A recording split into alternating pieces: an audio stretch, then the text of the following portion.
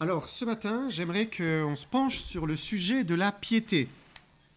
En lisant l'épître à Timothée, on remarque que Paul a exhorté donc le jeune Timothée à la piété, à rechercher la piété. Qu'est-ce que c'est la piété? La piété, on peut le définir comme un amour vraiment profond pour Dieu et un désir d'avoir une relation vivante avec lui. C'est ça la piété, j'ai une relation avec mon Dieu. Pour vous en donner un exemple, il y a une personne dans les Actes des Apôtres, c'est l'histoire d'un certain Corneille. On va juste prendre deux versets qui le concernent, c'est Actes 10, versets 1 et 2. Nous lisons, il y avait à Césarée un homme nommé Corneille, centenier de la cohorte dite italienne. Cet homme était pieux et craignait Dieu avec toute sa maison. Il faisait beaucoup d'aumônes au peuple et priait Dieu continuellement. Donc c'était un homme qui faisait partie de la cohorte d'Italie, donc c'était un bataillon, une unité d'infanterie romaine, hein, qui était composée de citoyens romains. Donc voilà, ce n'était pas des étrangers. Hein. Et Corneille, c'était un homme important dans l'armée romaine. Et il avait cette particularité, c'est qu'il aimait Dieu. Il aimait profondément le vrai Dieu, l'Éternel. Dieu comptait pour lui et Dieu voyait sa piété. Sa piété, pourquoi? Parce que, eh bien, elle se manifestait. Hein. Il craignait Dieu, lui et toute sa maison en fait. Hein. Il enseignait sa famille dans la crainte de Dieu. Sa piété, elle se traduisait dans des actes, hein, puisqu'il est dit qu'il faisait des œuvres de générosité, était généreux envers le peuple. Le peuple, dans le texte, c'est les Juifs en fait. Hein. Il reconnaissait que c'était le peuple de Dieu, donc il était généreux avec eux. Il reconnaissait donc le Dieu des Juifs, l'Éternel. Et enfin, il priait continuellement. Imaginez un gradé romain qui ne cesse de prier, de s'adresser à Dieu, de compter sur Dieu. C'est incroyable, c'est incroyable. La ville de Césarée était celle qui était située en Judée. Donc parce qu'il y a plusieurs Césarées, il y avait plusieurs Césarées. Et donc Corneille avait assurément entendu parler de Jésus-Christ. Mais pourtant, il n'avait pas encore vraiment compris l'évangile. Voilà, il avait entendu parler, mais c'était tout. Et Dieu voit les cœurs pieux. Et il voyait le cœur de Corneille qui était sincère dans son amour pour Dieu, pour lui. Alors, quand il voit un cœur sincère, il le conduit à la vérité. C'est obligatoire. Il va le conduire vers la vérité. Et Corneille, il aimait Dieu, mais il lui manquait une chose. On pourrait se dire, c'est pas grave. Il aime Dieu à sa façon. Voilà, il a compris ce qu'il a compris et c'est très bien. Mais pourquoi on va chercher plus loin, en fait? Parce que c'est vraiment important. En fait, vous savez, le monde dit, tu crois en Dieu, ça suffit, c'est bien. Mais en fait, Dieu veut qu'on aille plus loin. Depuis que Jésus-Christ est venu sur terre, Dieu nous demande de venir à lui par Jésus-Christ. Et donc, Dieu a voulu révéler cela à Corneille. Et vous connaissez l'histoire avec l'apôtre Pierre. Et ce quelque chose, c'est vraiment une vraie réconciliation avec Dieu par le biais de Jésus-Christ. Et on va voir que la piété, elle nous conduit à avoir une relation qui est vivante, qui est vraie, qui est réelle, spirituelle, avec le Père, mais au travers de son Fils. C'est par le Fils. Ce matin, on va voir trois choses dans l'épître à Timothée. On va voir le mystère de la piété, on va voir les bienfaits de la piété, et on va voir que la piété est une grande source de gain. On va juste s'incliner courtement avant dans la prière. Seigneur, merci d'être avec nous encore ce matin. Merci, Père, de continuer à nous bénir, Seigneur, à nous instruire, à nous éclairer, nous illuminer les cœurs, Seigneur, par ta parole. Seigneur, tu es Dieu, tu règnes, Seigneur, règne dans mon cœur, règne dans nos cœurs, et bénis-nous par Jésus-Christ, s'il te plaît. Amen.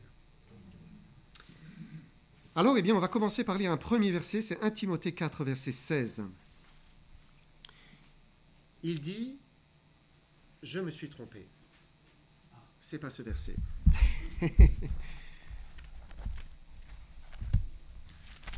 J'ai le bon verset, mais j'ai pas la bonne référence.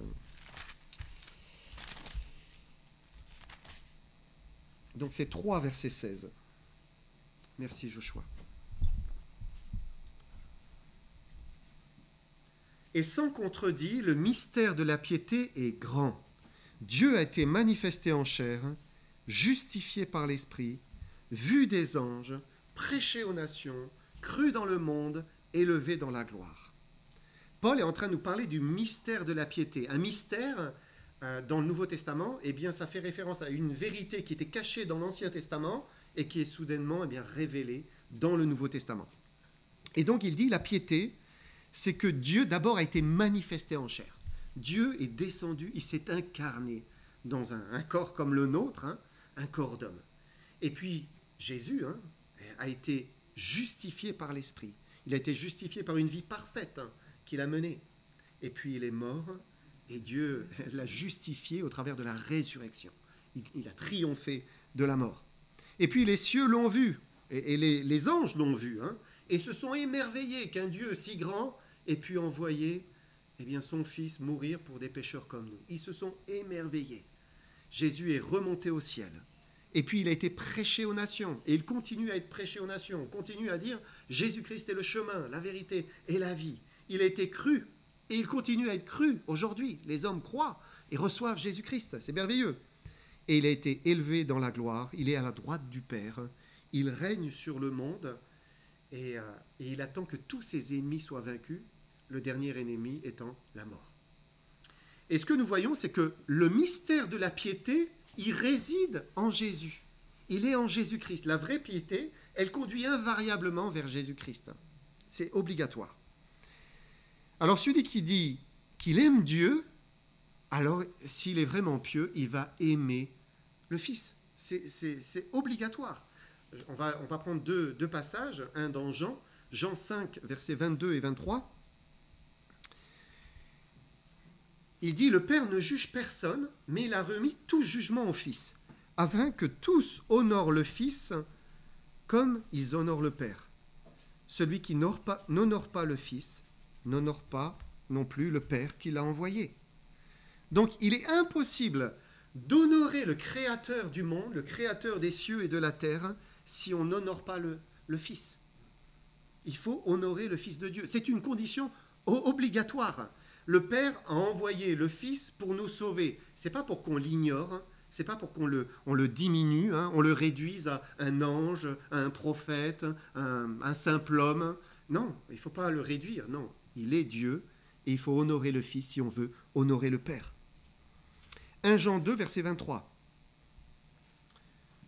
Il dit « Quiconque nie le Fils n'a pas non plus le Père.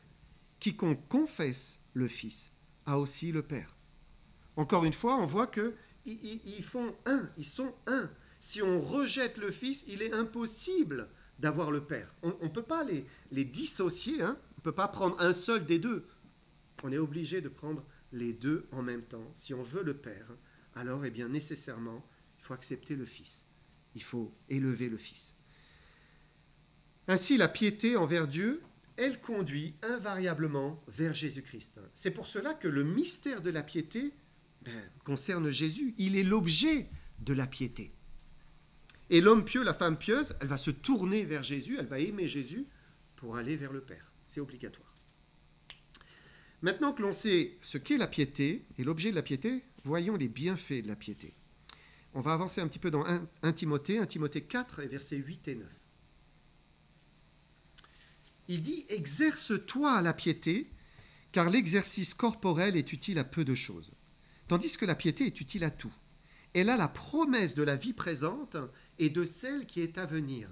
C'est là une parole certaine et entièrement digne d'être reçue. » Donc, le conseil de Paul à Timothée, c'est de s'exercer à la piété, de travailler sa piété, de développer en fait finalement son amour pour le Seigneur.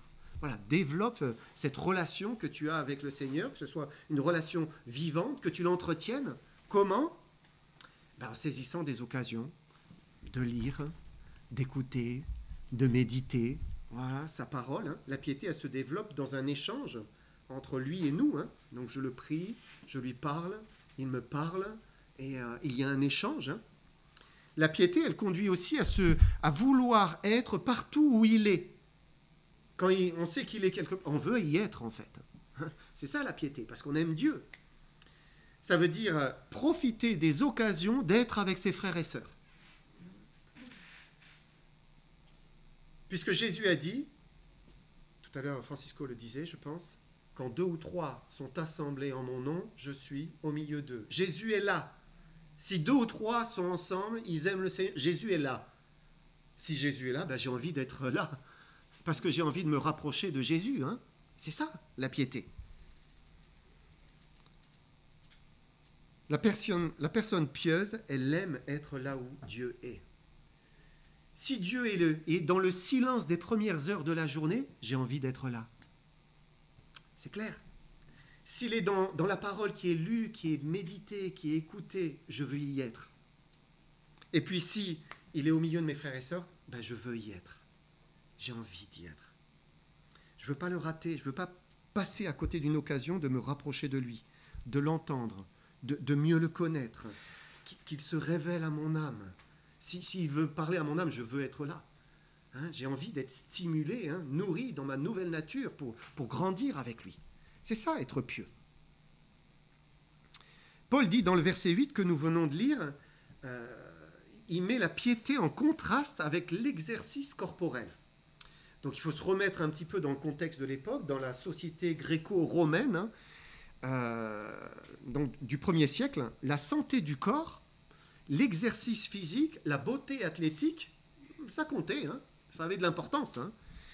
Alors c'est intéressant parce que Timothée était d'un père grec, hein, peut-être il y était aussi sensible, hein, de fait. Et Paul ne dit pas cela au hasard.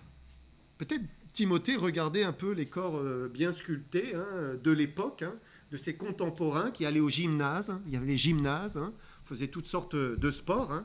Peut-être qu'il y était tenté en fait. Il était tenté. Et Dieu veut assurément qu'on se garde en bonne santé, c'est clair. Et on est dans une société qui est contemporaine, qui est sédentaire, où on prend la voiture, où tout nous est facilité, hein, avec l'électricité, l'électroménager. Voilà, on fait de moins en moins d'efforts, hein, même les volets, ils deviennent électriques, donc c'est très facile. Hein. Beaucoup d'emplois se font assis.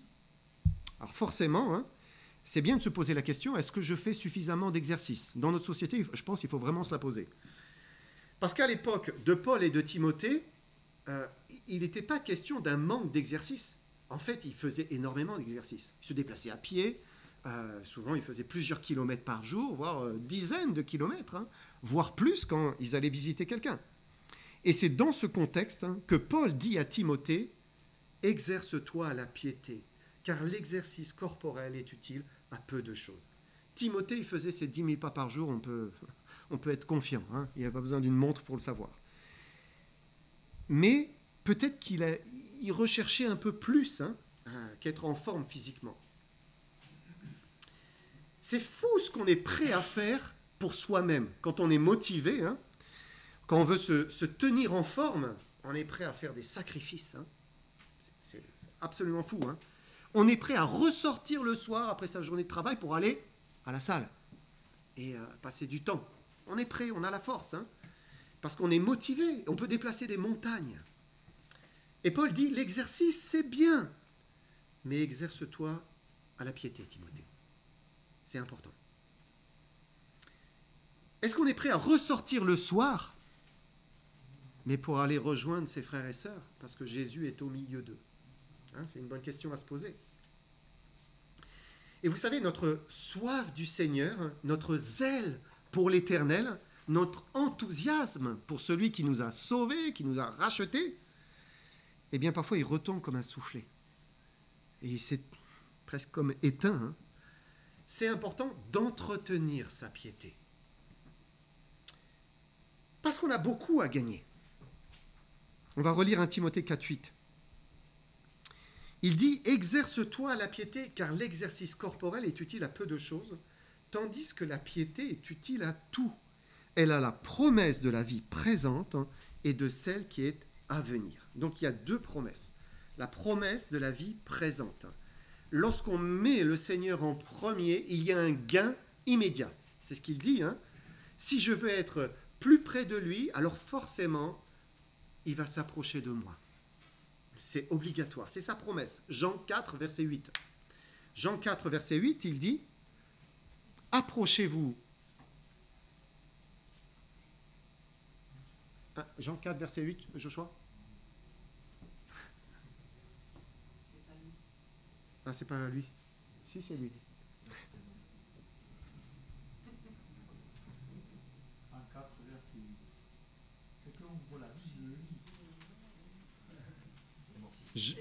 Non, c'est Jacques 4, verset 8. Je te demande pardon. C'est moi qui me suis trompé. Jacques 4, verset 8. Approchez-vous de Dieu et il s'approchera de vous. Nettoyez vos mains, pécheurs. Purifiez vos cœurs, hommes irrésolus.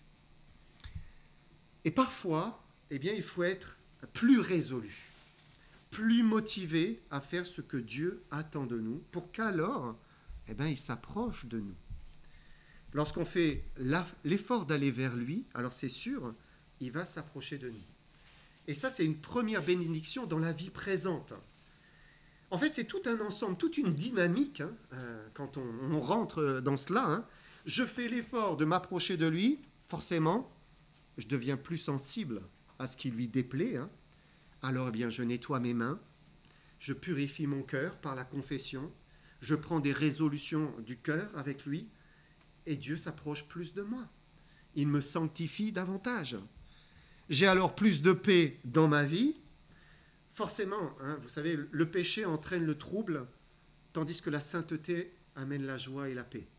Donc, j'ai plus de paix dans mon cœur, plus de confiance, plus d'espérance. Voilà, il y a toute une dynamique. Les choses s'enchaînent les unes après les autres.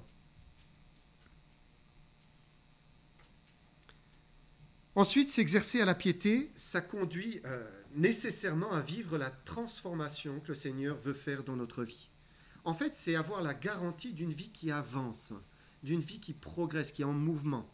Parce que c'est facile de s'arrêter. C'est facile de ralentir, s'arrêter, stagner, voire même commencer à reculer. C'est vraiment très facile. C'est intéressant parce que lorsque Paul écrit à Timothée, Timothée est à Éphèse, dans l'église d'Éphèse. Il s'occupe de l'assemblée d'Éphèse. Et j'aimerais qu'on prenne une parole que Jésus a dit à l'assemblée d'Éphèse. Ça se trouve dans l'Apocalypse, Apocalypse 2, versets 3 à 4.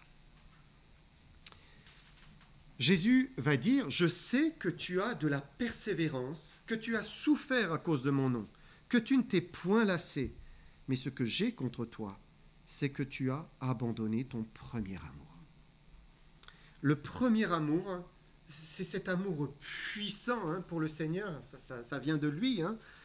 Avec le premier amour, rien n'est difficile.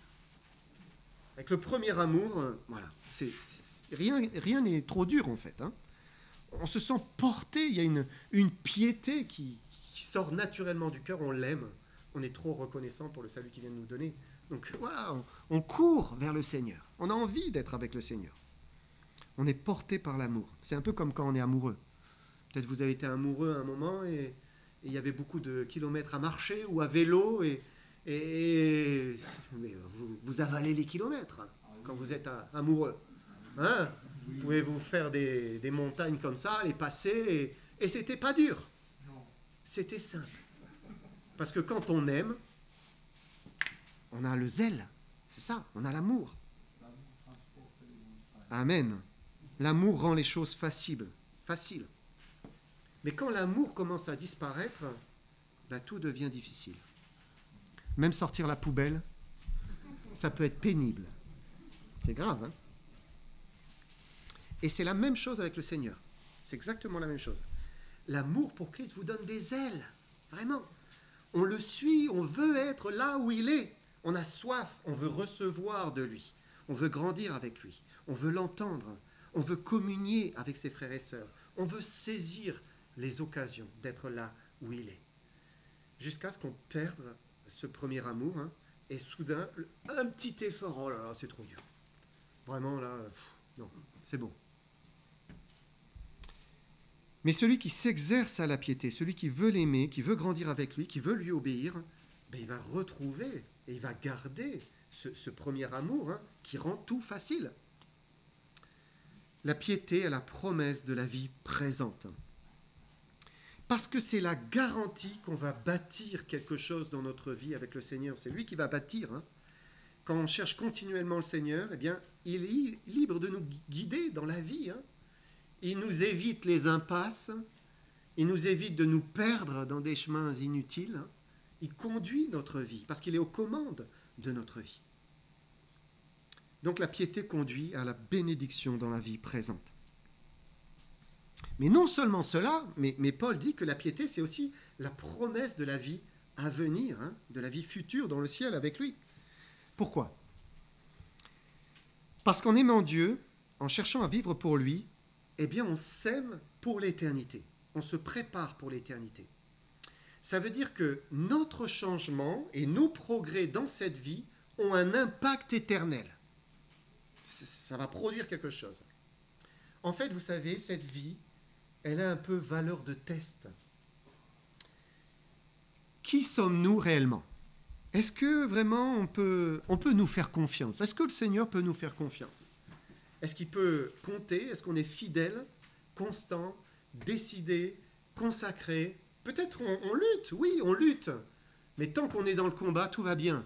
Si vous êtes en lutte avec le péché, ne dites pas « Oh là là, je suis infidèle ». Non, non.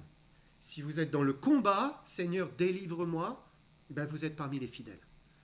C'est Dieu qui nous libère. C'est lui qui fait son œuvre en nous. Mais ce qui compte, c'est d'être dans le combat, de lutter, de dire « Non, je repousse, je rejette, je ne veux pas ». Jésus a dit, Luc 16, verset 10, « Celui qui est fidèle dans les moindres choses l'est aussi dans les grandes. Celui qui est injuste dans les moindres choses l'est aussi dans les grandes. » Et Dieu regarde notre vie, notre manière de gérer ce que nous avons, ce que nous sommes. Et il sait que ce que nous sommes ici-bas, quelque part, nous caractérise. C'est ce qui est en nous. Alors bien sûr, le péché va disparaître. Un jour, Dieu va nous libérer du péché dans notre vie. Mais il n'en demeure pas moins que ce que nous sommes, les choix que nous faisons, ça révèle ce que nous sommes intérieurement. Donc notre désir de changer, notre désir de progresser, quand on est déterminé à vouloir l'aimer, à le mettre en premier, ça a un impact éternel. Ça change quelque chose pour l'éternité. Regardez 2 Timothée 2, versets 11 à 13. 2 Timothée 2, versets 11 à 13. Il dit, « Cette parole est certaine. Si nous sommes morts avec lui, nous vivrons aussi avec lui. Si nous persévérons, nous régnerons aussi avec lui. Si nous le renions, lui aussi nous reniera. Si nous sommes infidèles, il demeure fidèle, car il ne peut se renier lui-même. » Et j'aimerais attirer votre attention sur le verset 12. On va le relire. « Si nous persévérons, nous régnerons aussi avec lui. » Donc il est question de régner avec Jésus-Christ. Il est question d'avoir une position, une place d'autorité avec lui, à ses côtés, et dans l'éternité.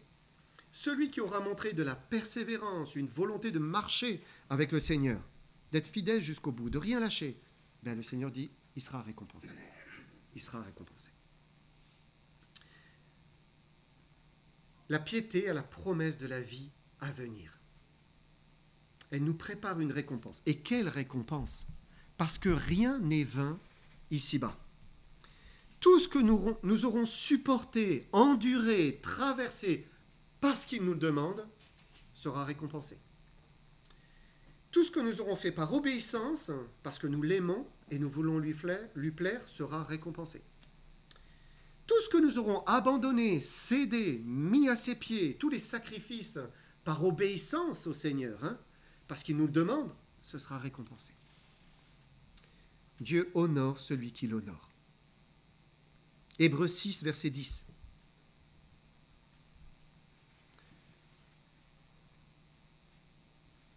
Car Dieu n'est pas injuste pour oublier votre travail et l'amour que vous avez montré pour son nom, ayant rendu et rendant encore des services aux saints. Donc il dit, Dieu n'est pas injuste. Et celui qui vise la piété, qui vise à mettre le Seigneur en premier dans sa vie, eh bien il ne le regrettera pas dans l'éternité. Ça c'est la promesse de Dieu. C'est un investissement qui est intelligent, qui est sage, qui est sur le long terme. C'était l'investissement de Moïse, finalement. Quand vous reprenez l'épître aux Hébreux, qu'est-ce qu'a fait Moïse? Il avait le choix entre la richesse, l'abondance de l'Égypte, les plaisirs de l'Égypte, tout de suite, ou la rémunération future que Dieu promet à ceux qu'il aime. Donc il avait le choix. La Bible dit qu'il préféra être maltraité avec le peuple de Dieu plutôt que d'avoir pour un temps la jouissance du péché. Il regarda l'opprobre de Christ comme une richesse plus grande que les trésors de l'Égypte, parce qu'il avait les yeux fixés sur la rémunération. La rémunération. Et quelle rémunération?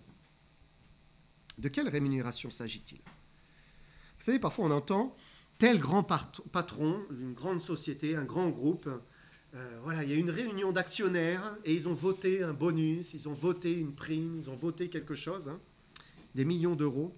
Elon Musk vient par exemple d'avoir un complément de rémunération de 29 milliards de dollars. Même, écoutez bien ça, même s'il obtient les 1000 milliards sur 10 ans auxquels il aspire, parce qu'il aspire à ça, qu'est-ce que cette récompense? C'est quoi cette récompense? En fait, c'est une rémunération inutile pour l'éternité. C'est évident. Steve Jobs, vous vous souvenez, le patron d'Apple, il avait une fortune personnelle bien inférieure à ce que valait la société, mais quand même de 10,2 milliards quand il est mort de son cancer. Pourquoi? À quoi ça sert? En fait, il aurait mieux valu pour lui chercher Jésus-Christ, aller à un culte, écouter la parole de Dieu, la lire, aller dans une réunion de prière, invoquer le Dieu des cieux, servir, aimer. Il aurait mieux fallu qu'il fasse ça, glorifier Dieu. La piété à la promesse de la vie à venir. Faisons les bons choix, parce que ça compte maintenant. J'aimerais terminer sur la grande source de gain qu'est la piété. 1 Timothée 6, versets 6 à 10.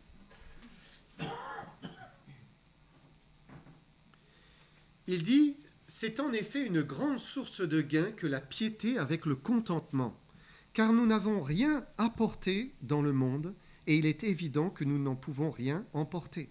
Si donc nous avons la nourriture et le vêtement, cela nous suffira. Mais ceux qui veulent s'enrichir tombent dans la tentation, dans le piège, et dans beaucoup de désirs insensés et pernicieux qui plongent les hommes dans la ruine et la perdition. Car l'amour de l'argent est une racine de tous les maux, et quelques-uns en étant possédés se sont égarés loin de la foi, et se sont jetés eux-mêmes dans bien des tourments. » Alors tout à l'heure, on a vu que Paul nous disait qu'il valait mieux s'exercer à la piété plutôt que l'exercice physique, avoir un corps bien sculpté. Et maintenant, il nous dit qu'il vaut mieux poursuivre la piété plutôt que de poursuivre les richesses. Parce qu'il y a un piège quand on veut plus, encore plus. Ceux qui veulent s'enrichir, il dit, ils tombent dans la tentation, dans le piège, dans beaucoup de désirs insensés et pernicieux. Et nous, chrétiens, nous ne sommes pas à l'abri de ce piège, de ce désir de s'enrichir, d'avoir plus. Quand vous regardez les réseaux sociaux, là, vous voyez la réussite financière qui est exposée. Elle est affichée, développée et forcément jalousée. Forcément, en tout cas, elle crée la tentation. On se dit, mais pourquoi pas moi? Ça a l'air si facile de brasser l'abondance. Mais Paul nous met en garde. Il nous met en garde. L'amour de l'argent est un piège pour l'âme. C'est ce qu'il dit. Un piège dangereux, sournois, mortel. Mortel puisqu'il dit que ça peut même conduire à s'égarer loin de la foi. Voilà. Alors on ne parle pas ici juste de gagner sa vie. Bien sûr, il faut gagner sa vie. On travaille, on gagne son pain, c'est normal. Il faut subvenir à ses besoins. Mais ici, c'est pas ça.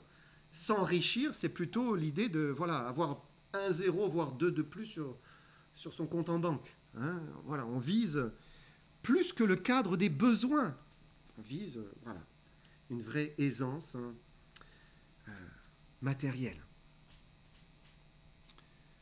Paul nous dit qu'il faut mesurer la source de gain que sont la piété et le contentement. Parce que celui qui a ces deux choses, la piété et le contentement, il a aussi la paix du cœur et finalement il est heureux. Il est heureux. Il n'a pas besoin de plus. Je me souviens d'un couple qui était dans notre assemblée pendant plusieurs années. À un moment, avant qu'on les connaisse, hein, ils ont eu envie d'avoir plus grande maison, voilà, plus un standing plus élevé, etc. Et voilà, il fallait... Et à un moment, ils en sont revenus en fait. Ils se sont dit, mais dans quelle course on s'est lancé? Et puis ils ont vendu et ils sont revenus dans une vie plus modeste, plus simple, mais qui pourvoyait pleinement à tous leurs besoins. Et ils étaient beaucoup plus heureux. Beaucoup plus heureux. C'était certes une vie qui était moins clinquante, moins tape à l'œil, mais une vie qui était précieuse devant Dieu. Pourquoi dit-il que la piété est une grande source de gain? Parce que Jésus rassasie. C'est ça, Jésus rassasie, Jésus contente, il satisfait l'âme. C'est là où on est vraiment heureux. C'est quand l'âme, elle a trouvé ce qu'elle cherchait. Quand on trouve le Seigneur, on trouve vraiment ce qu'on cherche. Hein.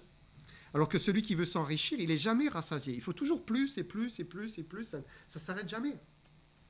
Celui qui veut passer plutôt son temps à vivre et à développer sa communion avec le Seigneur, il trouve la paix, la joie, la vie, sa raison d'être. Il sait pourquoi il existe. Est-ce que ça veut dire qu'on ne peut pas être riche dans l'abondance et en même temps un chrétien qui marche avec Jésus-Christ? Bien sûr. À l'époque du Nouveau Testament, beaucoup de gens dans l'abondance se sont convertis. C'est ce que nous lisons. Hein. Certaines personnes possédaient énormément au 1er siècle. Mais regardez ce que Paul a conseillé à Timothée de leur dire. 1 Timothée 6, versets 17 à 19. Il dit à Timothée, « Recommande aux riches du présent siècle de ne pas être orgueilleux, de ne pas mettre leur espérance dans des richesses incertaines, mais de la mettre en Dieu, qui nous donne avec abondance toutes choses pour que nous en jouissions. Recommande-leur de faire du bien, d'être riches en bonnes œuvres, d'avoir de la libéralité, de la générosité, et de s'amasser ainsi pour l'avenir un trésor placé sur un fondement solide, afin de saisir la vie véritable. » Et la piété conduit le chrétien à vouloir bien gérer ce qu'il possède et en ne faisant pas reposer son espérance sur ses biens, sur ses placements, sur son compte en banque. Non, mais sur Dieu, sur le Seigneur. Et si l'amour de l'argent, c'est un piège, il nous dit, il y a un moyen de s'en extraire. Comment? Eh bien, en se mettant au service des autres et en étant généreux. Il dit, vous allez vous extraire de ce piège. Il y a une manière de gérer nos possessions qui est sage, intelligente. Une manière de gérer qui permet de s'amasser pour l'éternité, dit Paul. En fait, il nous invite à faire des placements célestes. C'est ça, hein? Au ciel, la rentabilité est garantie par Dieu lui-même. Chaque bonne œuvre, chaque acte de générosité que nous aurons fait, ça va produire un dividende éternel. C'est ce qu'il dit, hein? Ça dépasse même l'imagination. Alors, est-ce qu'on aime le Seigneur? Est-ce qu'on veut l'aimer davantage? Jésus-Christ est le cœur de la piété. C'est le cœur de la piété. Et en développant notre amour pour lui, en faisant le choix de le chercher, de vouloir être là où il est, de vouloir progresser avec lui, on va connaître la vraie richesse, en fait. La vraie richesse, c'est lui. C'est lui le trésor. Hein. C'est de l'aimer lui. Et c'est là, Paul dit, il termine en disant, on va saisir la vie véritable. On va saisir la vie qui vaut la peine d'être vécue. C'est ça. Que le Seigneur vous bénisse.